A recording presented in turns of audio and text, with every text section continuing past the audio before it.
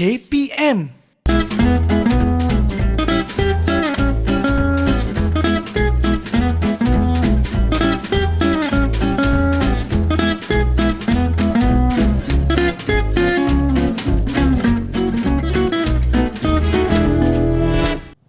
Assalamualaikum warahmatullahi wabarakatuh dan salam sejahtera diucapkan kepada seluruh penonton Didik TV KPM. Anda bersama saya Aiman Sufian Azman pada hari ini dalam slot pentaksiran sumatif. Apa khabar penonton-penonton sekalian, adik-adik sekalian? Harap semua dalam keadaan baik-baik, ada harapan dan jangan lupa untuk buat senaman untuk kesihatan anda semua. Baik, siapakah tetamu yang akan bersama dengan kita pada hari ini? Jom kita saksikan profil tetamu kita.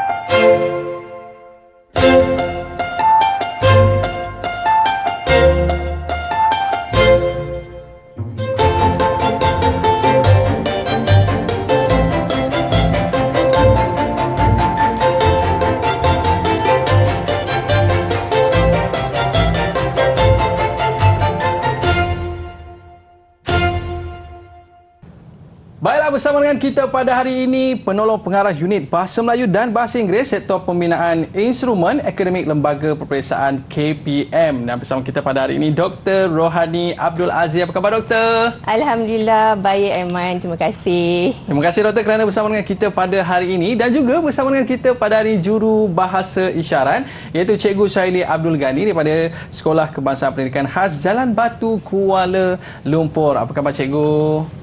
Terima kasih cikgu bersama dengan kita pada hari ini. Baiklah, doktor, hari ini kita nak cerita pasal apa doktor? Ya Iman, kita nak cerita tentang ujian akhir sesi akademik bagi mata pelajaran Bahasa Melayu Sekolah Rendah. Biasanya kalau kita dulu ada ujian akhir tahun kan, doktor kan? Yeah. Jadi hari ini kita ada pentaksiran sumatif yang mana biasanya dilakukan di hujung-hujung tahun. Betul doktor ya? Ya, betul. Baik, jadi tanpa melengahkan masa lagi, murid-murid anda semua dah bersedia? Baik, kalau dah bersedia, jom kita bersama dengan Dr. Rohani Abdul Aziz. Dipersilakan doktor. Terima kasih Aiman. Assalamualaikum warahmatullahi wabarakatuh, murid-murid, guru-guru dan para ibu bapa. Baik, pada hari ini saya akan menerangkan tentang format ujian akhir sesi akademik bagi mata pelajaran Bahasa Melayu Sekolah Rendah. Ya, sebelum kita pergi lebih jauh, kita lihat kepada matlamat ya Bahasa Melayu KSSR itu sendiri ya yang akan membawa kepada format ujian akhir ini ya. Baik, matlamat ya KSSR Bahasa Melayu ini adalah untuk melengkapkan murid ya dengan keterampilan berbahasa, berkomunikasi untuk memenuhi keperluan diri, memperoleh ilmu pengetahuan, kemahiran, maklumat, nilai, idea dan hubungan sosial dalam kehidupan seharian. Okey, ini adalah matlamat umum ya KSSR Bahasa Melayu itu sendiri ya kepada murid-murid. Baik, seterusnya kita pergi kepada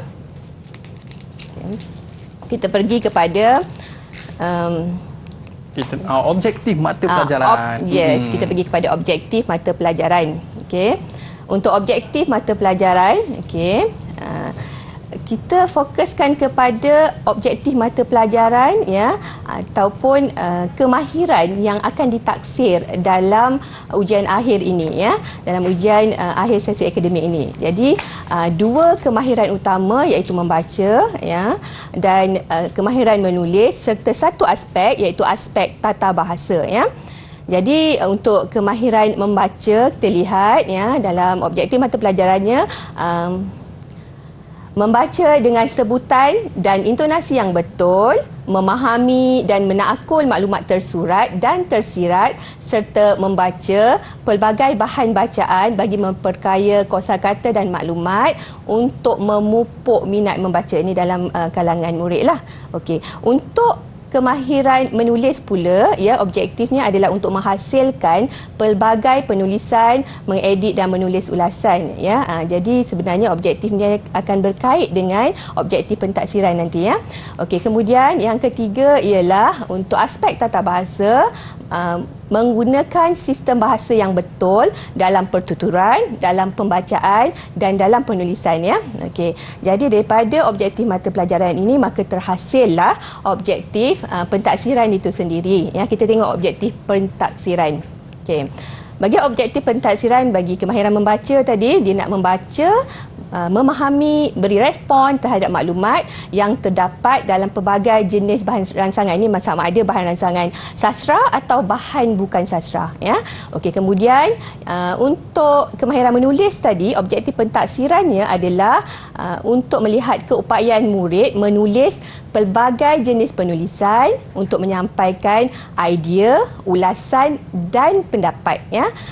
Dan seterusnya bagi objektif pentaksiran untuk aspek tata bahasa pula adalah untuk melihat menilai murid untuk memahami dan menggunakan sistem bahasa dalam pelbagai konteks. Okey. Baik puan, inilah di antara perkara-perkara yang kita dapat lihat dalam format pentaksiran instrumen peringkat sekolah rendah bahasa Melayu. Dan kita nak berehat seketika, Doktor. Para penonton, murid-murid jangan ke mana-mana, kembali selepas ini Didik TV KPM.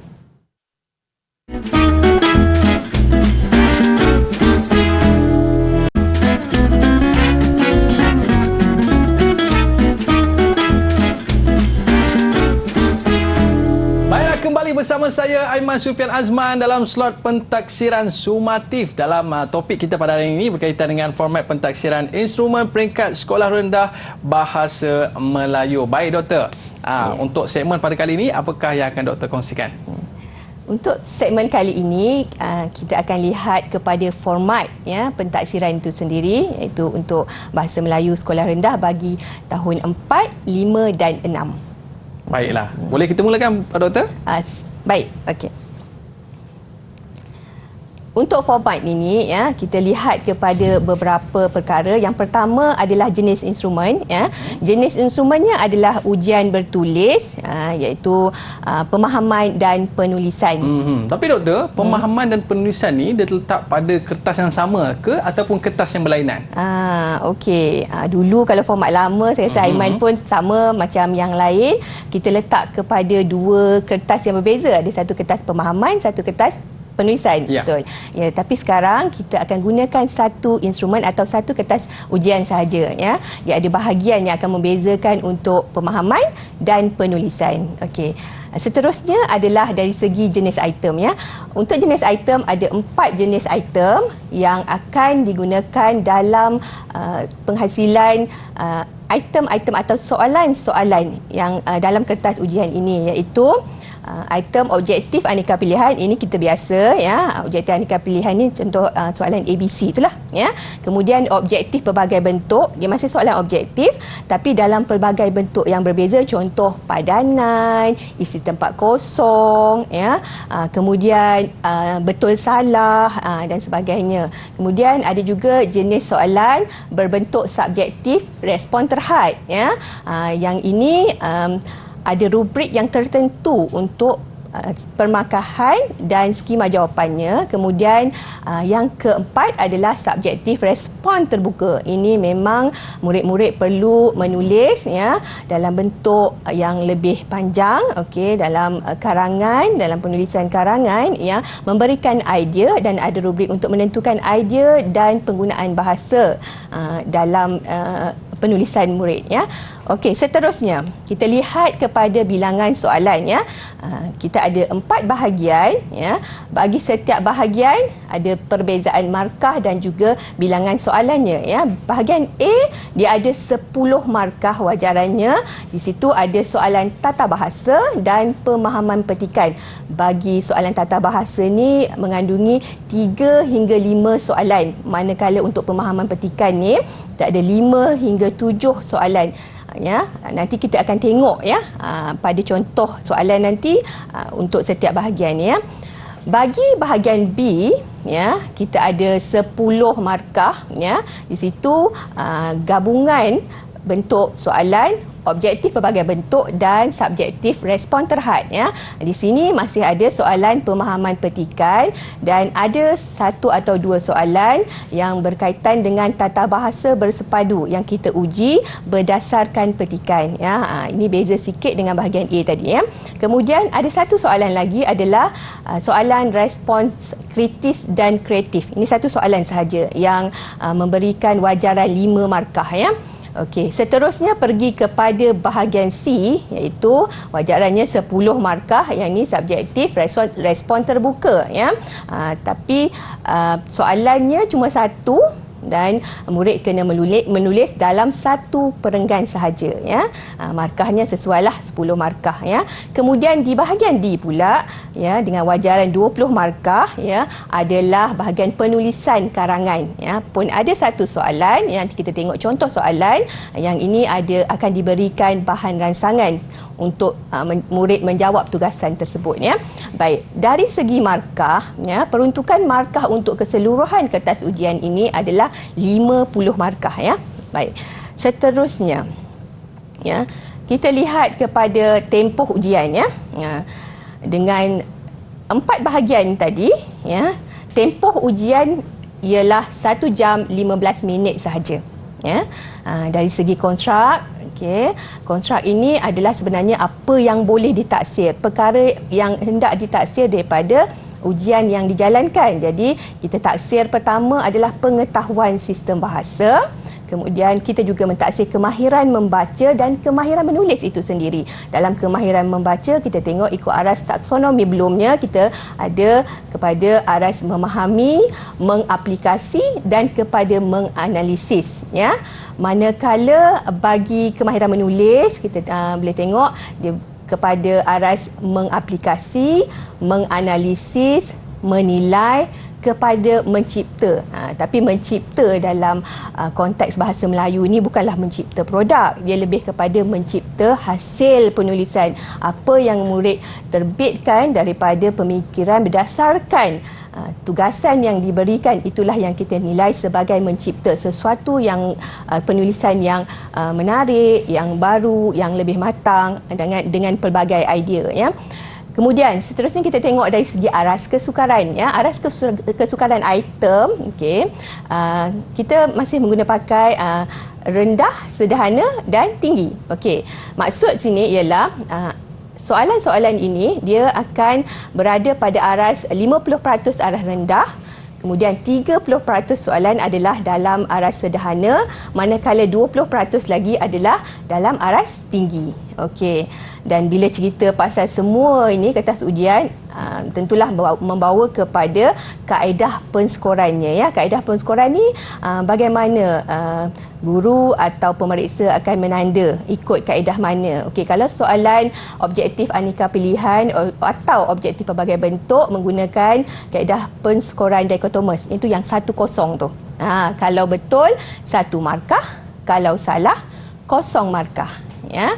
Okey. Dan seterusnya juga menggunakan kaedah penskoran analitikal dan kaedah penskoran holistik. Yang holistik ini adalah berdasarkan rubrik. Maksudnya ada jawapan yang betul, ada markah. Kemudian kita lihat juga minta maaf, ya, untuk holistik ini adalah, ya, keseluruhan, ya, keseluruhan bagi penulisan itu sendiri, ya. Dilihat secara keseluruhan bagi penulisan itu sendiri. Okey. Dan selepas ini mungkin doktor nak tunjukkan contoh-contoh dan sebagainya. Dan kita nak uji mungkin murid-murid kat rumah sana boleh jawab ke tidak, kan? Kita nak berehat seketika, doktor. Ya. Para penonton, kita kembali selepas ini di Didik TV KPM.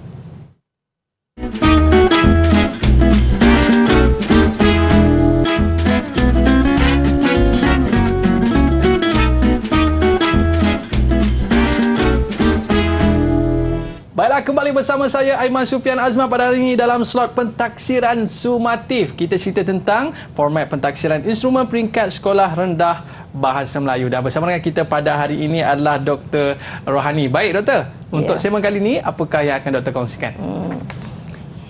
Ya, Aiman. Kita dah cerita pasal format, ya. Kita awal tadi cerita pasal matlamat, pasal objektif. Jadi sekarang rasanya yang ditunggu-tunggu oleh murid-murid, oleh ibu bapa, oleh guru-guru adalah contoh-contoh soalannya. Ini memang nak suruh Aiman tolong jawab ni, ya. Boleh. Okey. Baik, kita tengok contoh-contoh soalan bagi setiap bahagian, ya. Kita ada 4 bahagian tadi, ya. Jadi kita akan lihat contoh soalan bagi setiap bahagian. Baik, doktor. Kita tengok contoh soalan bagi bahagian satu dulu ya, bahagian A. Minta maaf ya. Bahagian A ini soalan tata bahasa. Ni memang nak minta Aiman jawab ni ya. Okey. Soalan satu untuk soalan tata bahasa. Okey, dalam bahagian A ni ya, apa yang diuji adalah aspek tata bahasa ya. Bahagian A dia sub bahagian A ya, sub bahagian A. Soalan yang tadi kita tengok pada format 3 hingga 5 soalan. So jadi ini adalah contoh soalan tata bahasa yang kita berikan. Okey, ini adalah dalam konteks ataupun dalam tajuk penggunaan kata atau ketepatan kata, atau istilahnya adalah morfologi ya. Okey, jadi kita tengok soalan satu ni, pilih jawapan yang paling sesuai. Okey, pokok jambu yang ditanam oleh ayah di halaman rumah sedang berbuah, tempat kosong, titik. Adakah A lebat, B padat, C penuh, atau D tebal? Aduh, doktor. Maksud perkataan tu membawa maksud yang seakan-akan sama. Hampir sama, tapi satu jawapan saja. Satu jawapan saja. Okey. Betul atau salah? Okey. Jawapannya saya cuba, doktor ya. Ya. Murid-murid jawapannya apa? Saya cuba jawapan A. Betul ke, doktor? Pandai. Tak perlulah ya buat tuition lain ya. Okey, betul ya. Jadi jawapannya ialah Okey, jawapannya adalah A. Lepat ya. A. Alright. Kita terus kepada ya soalan 2. Yang ini konteksnya adalah sintaksis. Tapi tak suruh Aiman jawab dah ya. Kita tengok contoh saja ya. Kita tengok contoh saja. Okey. Pilih jawapan yang paling sesuai ya. Sintaksis ataupun penggunaan ayat yang betul ya. Pilih ayat yang betul. A, dia suka tidur di waktu siang. Okey. B, Faizah memberikan hadiah pada rakannya. C, Anissa menjahit baju kurung untuk adiknya. D, rasa buah durian daripada dusun Datuk sangat sedap pun 1 markah ya. Okey, ini adalah contoh soalan sintaksis. Jadi dalam bahagian A, sub bahagian A ni akan ada soalan tata bahasa begini ya. Satu soalan morfologi, satu soalan sintaksis atau penggunaan kata dan ayat yang betul ya. Kita teruskan kepada sub soalan bahagian A juga. Ini adalah soalan pemahaman petikan. Yang ini saya rasa macam nak minta Aiman tolong bacakan petikan. Boleh Aiman? Boleh, doktor. Ya. Baik. Baca petikan di bawah dengan teliti, kemudian jawab soalan-soalan berikut. Okey, petikannya adalah, nama saya Azira. Saya murid tahun 4 Permata. Ketua kelas saya bernama Wani. Dia seorang yang rajin dan bertanggungjawab. Sebelum sesi pembelajaran bermula, kami dan rakan-rakan akan mengemas dan membersihkan kelas mengikut jadual tugasan. Tugas-tugas yang dilakukan ialah menyapu sampah, menyusun kerusi dan meja, mengelap tingkap, membuang sampah dan memadamkan papan putih. Wani akan memastikan kami selesai melakukan tugas masing-masing sebelum loceng sesi pembelajaran berbunyi. Kemudian kami akan segera berada di tempat duduk masing-masing sementara menunggu guru masuk ke dalam kelas. Masya Allah. Sangat baik intonasinya. Terima kasih, cikgu. Okey, watak cikgu pula ya. Okey, betul ya. Jadi daripada petikan tadi, okey, murid perlu menjawab soalan-soalan ya, pemahaman petikan ya. Yang pertama untuk mencari maklumat dalam tu secara tersurat ya. Juga akan ada beberapa soalan yang digunakan untuk menganalisis ya pemahaman murid. Okey, kita tengok soalan satu ni ya. Tapi kita tak minta Aiman jawablah sebab dah minta Aiman baca tadi ya. Suspense saya, doktor. Okey, baik, seterusnya ya. Bilakah Azira dan rakan-rakannya membersihkan kelas? Okey. Jadi kat sini ada jawapan ya, murid perlu memahami petikan dan menjawab soalan pemahaman petikan ini. Okey, seterusnya saya tunjuk beberapa soalan lagi, contoh soalan. Okey. Yang ini menganalisis sikit ya. Pilih pernyataan yang benar tentang petikan. Jadi murid perlu menganalisis maklumat yang terdapat dalam petikan untuk menjawab soalan ni ya. Baik. Seterusnya, ini pun sama ya. Soalan ketiga, berikut ialah cara menjaga kebersihan kelas berdasarkan petikan kecuali apa yang tak disebut dalam petikan ya. Apa yang tak disebut? Padam papan putih, menyapu sampah, mengelap tingkap, membersihkan kerusi. Apa yang tak disebut, Aiman? Membersihkan kerusi. Mengelap kerusi, membersihkan kerusi. Pandai. Aiman ingat ya. Okey. Maksudnya berdasarkan petikan, murid tengok ya dan analisis ya. seterusnya kita tengok kepada ini adalah sub bahagian A lagi untuk pemahaman petikan teks pelbagai ya. Teks pelbagai ada dua bahan ya. Bahan yang dalam contoh ini adalah satu bahan grafik, yang kedua petikan. Okey. Daripada ini murid akan menjawab soalan-soalan ya. Pertama soalan tata bahasa. Ya. Tata bahasa ini adalah tata bahasa bersepadu ya. Kemudian yang kedua soalan-soalan pemahaman petikan jugalah, dan ada dua soalan atau satu atau dua soalan murid perlu menjawab berdasarkan kedua-dua bahan yang diberi. Okey. Okey, kita pergi kepada soalan bahagian B. Okey, soalan bahagian B pemahaman petikan yang ini soalan subjektif ya. Jawapan perlu ditulis atau objektif pelbagai bentuk yang boleh garis dan sebagainya ya. Okey, seterusnya ini adalah contoh format lama UPSR dalam bahagian soalan 25 kalau format lama UPSR lah ya. Jadi murid pilih dan tandakan right bagi ayat yang sama maksud dengan ayat yang diberikan. Okey. Kita terus kepada ya, yang ni saya rasa kita laju ya. Kita terus kepada contoh soalan bahagian B. Ini penting, respon kritis dan kreatif ya. Murid akan diberikan kan dengan satu situasi, kemudian murid akan berikan pendapat atau mungkin cadangan, mungkin tindakan, mungkin ramalan terhadap situasi yang diberikan. Yang ni membawa wajaran 5 markah ya. Maka murid perlu menulis dalam ruangan yang disediakan. Contoh sini, kamu dan rakan-rakan sedang menyertai aktiviti perkemahan di hutan rekreasi. Seorang rakan kamu terjatuh ketika menjalani latihan kawat. Kakinya luka dan berdarah. Jadi sebagai seorang rakan, apakah yang akan kamu lakukan? Jadi murid perlu menyatakan apakah tindakan yang akan dilakukan. Baik, seterusnya kita pergi kepada contoh soalan bahagian C. Ini untuk penulisan perenggan ya. Okey, untuk penulisan perenggan ini akan diberikan satu bahan rangsangan, sama ada grafik, gambar, mungkin rangkai kata ya. Murid perlu menulis ini mungkin pendapat tentang faedah-faedah daripada aktiviti yang dinyatakan, yang diberikan dalam grafik tersebut ya. Panjang jawapan ini penting ya. Tidak boleh lebih daripada 50 patah perkataan dengan wajaran markah 10 markah sahaja. Okey, seterusnya kita pergi kepada soalan bahagian D, iaitu penulisan karangan.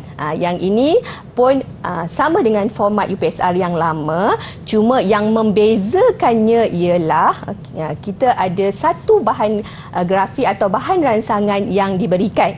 Dan lagi menarik ya, kita memerlukan pemikiran kritis dan kreatif murid ya untuk menghasilkan satu penulisan ya sesuai dengan apa yang dipelajari dan kehendak tugasan. Kalau kita tengok sini, kehendak tugasannya tulis sebuah karangan dalam bentuk karangan berformat atau tidak berformat. Okay. Itu yang membezakan. Dulu kita dah bagi siap-siap karangan berformat satu, karangan tidak berformat satu. Sekarang kita bagi bahan rangsangan, murid sendiri akan pilih mereka perlu menulis sama ada karangan berformat atau tidak berformat. Tapi perlu diingat, jika murid menulis dalam bentuk karangan berformat, contoh kalau yang ini kita buat karangan catatan. Jadi murid perlu ikut format karangan catatan itu. Kalau murid pilih untuk menulis karangan cerita, jadi gunakanlah format karangan cerita. Jadi rubrik itu akan menentukan bagaimana penulisan murid itu, sama ada berada di aras cemerlang atau berada di aras sederhana atau memuaskan dan sebagainya ya. Jadi ini membantu murid sebenarnya kan untuk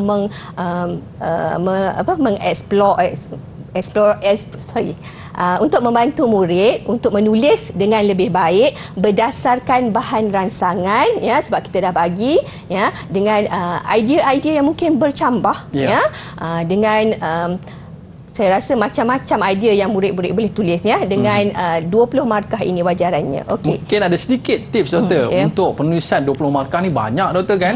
Mungkin ada tips mudah macam mana murid-murid kita di rumah nak dapat markah 20 markah ni. Mungkin ada sedikit tak perkongsian daripada doktor? Okey. Baik, sebenarnya kalau menulis ni dia kena ikut sekuen ataupun kita ada pendahuluan, kita ada isi, kemudian uraian isi, kalau ada contoh, kemudian ada penutup. Itu sebenarnya dah cukup melayakkan murid untuk dapat cemerlang. Ya. Yang penting ialah dari segi kematangan idea dan ada huraian. Kalau letak idea sahaja, tak ada huraian, okey. Jadi dia tak nampak perkembangan idea itu, ya. Okey. Pendahuluan, ada isi, ada huraian, ada contoh dan juga penutup. Okey, itu pun dah lebih daripada 50 lebih dah kan doktor. Mungkin betul. ada sedikit rumusan daripada doktor tentang topik yang kita bincangkan pada hari ini doktor. Okey. Baik. Daripada apa yang kita telah lihat, format dan contoh soalan, jadi saya harap ia akan memberikan sedikit panduan kepada murid-murid, kepada guru-guru, kepada ibu bapa tentang bagaimana untuk memfokuskan pengajaran dan pembelajaran seterusnya, ya. Jangan risau, ya. Murid-murid jangan risau. Apa yang dipelajari dalam kelas itulah yang diuji. Kerana pentaksiran sumatif ini adalah sebenarnya rumusan kepada sesi PDP di dalam kelas yang akan berlaku dalam satu tempoh sama ada pertengahan atau akhir tahun itu sendiri. Okey, terima kasih banyak doktor atas penjelasan yang diberikan dalam slot pentaksiran sumatif kita pada hari ini. Murid-murid, terima kasih saya ucapkan. Ada rezeki kita jumpa lagi. Bye-bye. Assalamualaikum warahmatullahi wabarakatuh.